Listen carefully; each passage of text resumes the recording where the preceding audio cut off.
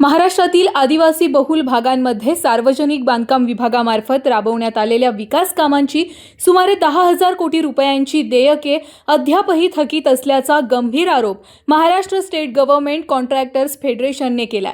येत्या 15 ऑगस्टपर्यंत समाधानकारक निधी उपलब्ध करून देण्यात आला नाही तर 18 ऑगस्ट 2026 पासून मुंबईच्या आझाद मैदानावर बेमुदत तीव्र आंदोलन करण्यात येईल असा इशारा संघटनेने दिलाय। आदिवासी वाड्यापाड्यांना जोडणारे रस्ते, पूल आणि इतर विकास कामं शासनाच्या मंजुरीनुसार पूर्ण करण्यात आली आहेत। डिसेंबर 2024 पर्यंत नोंदणीकृत कंत्राटदारांनी सुमारे 12,000 कोटी रुपयांची विकास कामं पूर्ण केली असून गेल्या 20 महिन्यांमध्ये शासनाने केवळ 2,000 कोटी रुपये अदा केली आहेत। त्यामुळे सुमारे 10,000 कोटी रुपयांची देयके अद्याप प्रलंबित आहेत। शासनाच्या निधी तरतुदीत सातत्याने घट होत असल्याचा आरोपही संघटनेने केलाय। लेखाशीर्षासाठी सन 2023-24 मध्ये 1,450 कोटी, 2024-25 मध्ये 931 कोटी, 2025-26 मध्ये 280 कोटी आणि 2026-27 मध्ये 800 कोटी रुपयांची तरतूद करण्यात आली आहे। एवढ्या मोठ्या प्रमाणात देयके थकीत असताना निधी कमी केल्यामुळे कंत्राटदारांमध्ये तीव्र नाराजी आहे। देयके रखडल्यामुळे अनेक कंत्राटदारांनी स्वतःची जमापुंजी खर्च केली असून बँका, खासगी सावकार तसेच मित्र आणि नातेवाईकांकडून कर्ज घेऊन विकास कामं पूर्ण केली आहेत। त्यामुळे अनेक कुटुंब आर्थिक, सामाजिक आणि मानसिक संकटात सापडली असून काही कंत्राटदारांनी आत्महत्येसारखे टोकाचे पाऊल सुद्धा उचलल्याचा दावा प्रसिद्धी पत्रकामध्ये करण्यात आलाय। 15 ऑगस्ट पर्यंत निधी उपलब्ध न झाल्यास 18 ऑगस्ट पासून मुंबईच्या आझाद मैदानावर राज्यभरातील कंत्राटदार बेमुदत आंदोलन सुरू करतील असा इशारा सुद्धा देण्यात आलाय।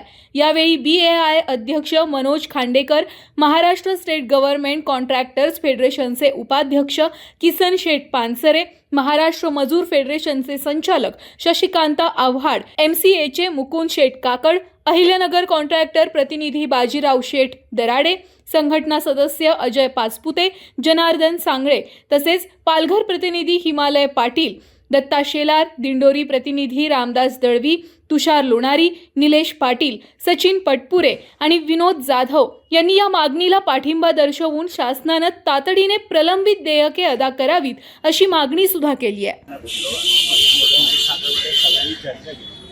आमचा जे जास्त मागणी आहे की तुम्ही सगळ्यांची पेमेंट हे दिली पाहिजे की 2.5 वर्षामध्ये तुम्ही 5 आदिवासी झाले ते आदिवासी देऊ शकले नाही। परंतु हा विषय राज्य लेवलचा, तुमच्या लेवलचा विषय तुमच्या लेवलला सुटत नसेल तर मुख्यमंत्री महोदयांकडे हा विषय या कारण ज्या कॉन्ट्रॅक्टरांनी, ज्या ठेकेदारांनी ह्या राज्यामध्ये विकासाचं काम केलं, खऱ्या आज या विकासाची मानकरी फक्त कॉन्ट्रॅक्टरच आहे। त्यांनी त्यांचे सोनं गाण ठेवलं, त्यांचं सगळ्या कुटुंबाची सगळी व्यवस्था गाण ठेवून राज्यामध्ये हे नेटवर्क उभं केलं राज्याला। आणि म्हणून हे होत असताना आदिवासी मंत्री असं, मुख्यमंत्री मोदी असं हे गांभीर्याने घेतलं पाहिजे। आज तुम्ही मताचं राजकारण नाही केलं पाहिजे। लाडक्या बहिणीला पैसे द्या, आमचा हरकत नाही, परंतु आज तुम्ही ज्यांचं खरं देणं आहे ते देणं दिलं पाहिजे। आज कॉन्ट्रॅक्टर लोकांना तुम्ही गृहीत धरून चाललेले 2.5 वर्ष तुम्ही बोललं नाही, परंतु मला वाटतं आता जर ह्या लोकांची जर दिली गेली नाही तर मला वाटतं जे 18 तारखेला आंदोलन पुकारलंय या आंदोलनाचा उद्रेक होईल आणि मला वाटतं राज्यभरामधून 25,000 ते 30,000 लोक या आझाद मैदानावर येतील। अनेक हेड आहे, हा आदिवासी उपाययोजनेचा हा एकटा विषय नाही। ग्रामविकासची तीच परिस्थिती, राष्ट्रीय जल जीवन मिशनची तीच परिस्थिती, सार्वजनिक बांधकाम विभागाची तीच परिस्थिती। मग सरकार नक्की काय करतंय? म्हणजे मला मुख्यमंत्री महोदयांना एक विनंती करायची आहे, देवा भाऊ तुम्ही आता खऱ्या अर्थाने लोकांचं पहिलं देणं द्या। मतांसाठी अजून 2.5 वर्ष बाकी आहे आपल्याकडे, मग आपण लाडक्या बहिणीला वाटू, लाडक्या भावांना वाटू, परंतु आज ही लोक रस्त्यावर आलेली आहे, यांचं घरदार तोडून आज बँका त्यांची निलाव वाढताय। आणि ह्या परिस्थितीमध्ये जर तुम्ही आपल्या सुशिक्षित बेरोजगार आणि बांधवांना जर वाचू शकत नसाल तर तुमच्या सरकारची मला वाटतं काहीच गरज नाही। आणि म्हणून 18 तारखे जर 15 तारखे बसवायचा जर निर्णय झाला नाही तर 18 तारखेला आझाद मैदानावरती या सरकारला नक्कीच उत्तर द्यावं लागेल। आणि राज्यभरामधून सगळी आमची बंधू भगिनी येते आणि सरकारला जा विचारेल, आमचं देणं द्या। हे मंत्रालय सुद्धा चालू देणार नाही। या रस्त्यावरती हे 18 तारखेपासून बेमुदत उपोषण आम्ही इथं पुकारणार आहे। एवढाच आम्ही आज मंत्री महोदयांना एकदम सामंजस्यपणे सांगितलेलं आहे। तुमच्या लेवलला आदिवासी मंत्री महोदय हा निर्णय होत नसेल तर मुख्यमंत्र्यांना बसा, तुमची राज्य मंत्रिमंडळाची विशेष बैठक बोलवा, परंतु ह्या लोकांना आज बँका दारात बसल्या आहे, परंतु सहन करणार किती? मग शेवटी प्रतिष्ठेला जपतो म्हणून आम्ही आज रस्त्यावर आलो नाही, पण आज आम्ही रस्त्यावर आलोय आणि रस्त्यावर आल्यानंतर सरकारला सुद्धा याचं उत्तर 18 तारखेला भेटेल. म्हणून 18 तारखेची वेळ बघू नका. तुम्ही ह्या लोकांना अजून रस्त्यावरती आणू नका. हा जर माणूस रस्त्यावर आला तो तुमच्या आदिवासी विभागात नाही तर महाराष्ट्रामध्ये सगळे जे आमदार आहे हे आमच्यामुळे निवडून आलेले आहे, आमच्या पैशावर निवडून आलेले आणि आमच्या पैशावर जगतात. हे सुद्धा तुम्ही भान ठेवा आणि निर्णय घ्या.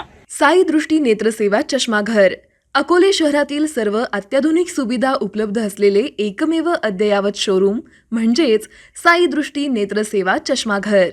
आमच्याकडे Titan, Fastrack, Puma, Oakley, Velocity, CK, Ray-Ban, ID, Vogue, Police, Stepper, Scott, Carrera, Tommy Hilfiger, Killer, Crizal, Zeiss, Prime, Bronzer, Yash, Bausch and Lomb, Johnson and Johnson, Alcon आदी कंपन्यांच्या फ्रेम्स, सनग्लासेस, लेन्सेस व contact lenses योग्य दरात उपलब्ध.